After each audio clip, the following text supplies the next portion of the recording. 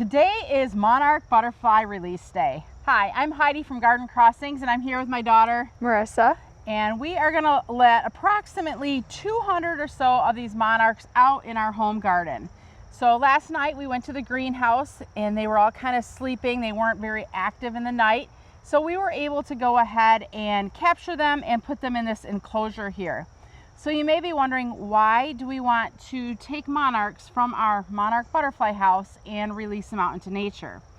Obviously nature is where they belong. We do the raising of them, just to really educate people of the whole life cycle of the monarch. But at a certain point, the butterfly house just gets so jam-packed full of butterflies that we have to let them go, because we simply just won't have enough food to feed all the caterpillars that are going to be created from these butterflies. So right now we are at that cycle in the butterfly house, and it feels like it cycles about 2 times a year where there's just so many butterflies that we have to let them go. So we're going to go ahead and release them here today, like I said, in our home garden. We are located in West Michigan. We are a zone 5B, 6A in this garden, and we have a ton of pollinator plants that these butterflies are going to love. In addition to pollinator plants, it's also important that we have milkweed in our garden, because milkweed is the host plant for the monarch butterfly. So these butterflies, if they are going to go anywhere and lay eggs, it's going to be on a milkweed variety of plant.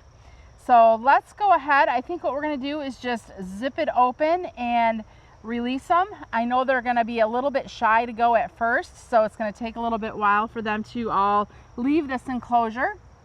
So we'll be helping them along the way. What do you have there, Marissa, male or female? I have a female. So how can you tell that that one's a female? So the male butterflies have like dots on their back wings. You can tell they're black dots, like right here. I don't know if you can see that. Yeah, kind of at the base down there. Like right there. Just on either side of their body. And females don't have that. So that's how I know that one was a female. Pretty. She's finding herself a happy place already in the garden. It looks like she's liking the Bobo hydrangea. So it's going to be really pretty, I think. I don't know how long they'll stick around in our garden per se, because I'm sure they're going to want to spread their wings and fly. But definitely there's a lot of places that we'll probably be seeing them fluttering around here, at least today, hanging out in the garden, wouldn't you say? Yeah, for sure. All right, so let's go ahead, and we're going to try to be finagling cameras a little bit. So I'm going to have her put her camera in the enclosure, because I think it'll be cool to watch as they kind of all escape. So we're going to do a little camera changing around here a minute, and then we'll release them.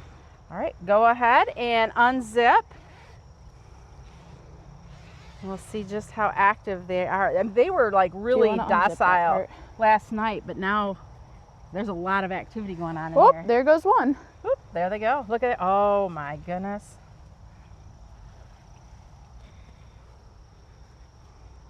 You can just let that flop, I think. They're just crawling up, waiting to get out. So pretty. Oh, look at there. They are headed towards the coneflowers. So it would be okay if we actually left the males in the butterfly house, because they're not going to overpopulate it, because obviously they're not the egg layers. It was really important that we got females out. But last night we just said, you know what, it's time to go ahead and let this, we're going to call it a brood of butterflies, go. There's plenty of caterpillars left in there, so we know we're going to have another cycle. So I think we got down to, we think maybe 20 left in the butterfly house or so from what we could see. Yeah. But we saw a ton of chrysalis. A lot of caterpillars. A lot of caterpillars, plenty of eggs. So we know we'll get another really fresh cycle of butterflies. It's so funny when they have freedom and yet they're still shy. And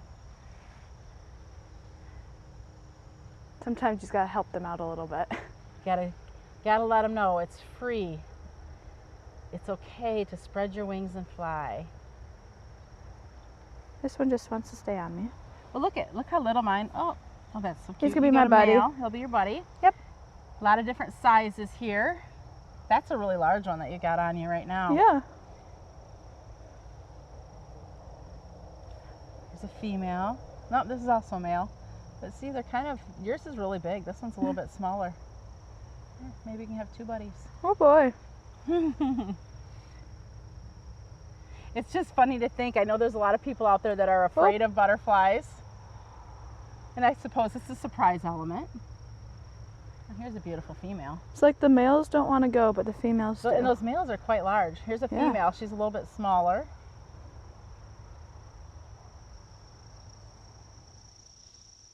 I don't know if you guys can see on the camera, but if these 2 black dots on their wings, that's how you know if it's a male. Then the females don't have that.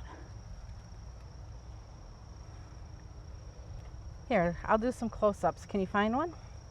Of what? Okay, yeah. So go ahead and tell about the male. So on this one's wings, I can't really see, but there's that dot right there, that's how you know it's a male. And then, let me find a female in here a minute. I don't know if I'm going to be able to. Oh, ooh, they're a bunch, twin. Oh, if you look down there. Actually, you know what? Here, honey, here's one. Oh, yeah. That doesn't have that black dot. Yeah, that's how you know it's a female. That's and then the one right above it, actually, if he'll open up his wings again. Come on. Oh, he might be shy. Those black dots, that's how you know it was a male. I still have my friend on my shoulder. We also have a bunch of chrysalis down here in this enclosure too. We wanted to take them out and let them naturally release out here in the outdoors because the chrysalis obviously are going to turn into butterflies. So again, if we could remove some of the chrysalis, that will also help with more overpopulation in the butterfly house. So we have a few more here we're going to go ahead and release, but if you have any questions or comments on the monarch caterpillars, the eggs, the chrysalis, or even once they get to the butterfly stage, please feel free to leave your comments below. If you are in the Zeeland, Michigan area, stop on out to Garden Crossings where you yourself can walk through and experience our butterfly house. We'd love to have you. In addition to the beautiful butterfly house, we have a huge garden for you to walk through. We have a Proven Winner signature garden right on site here at Garden Crossings. So we'd love to invite you over and walk through and enjoy the beautiful gardens. Thanks for watching today. I'm Heidi. And I'm Marissa From Garden Crossings.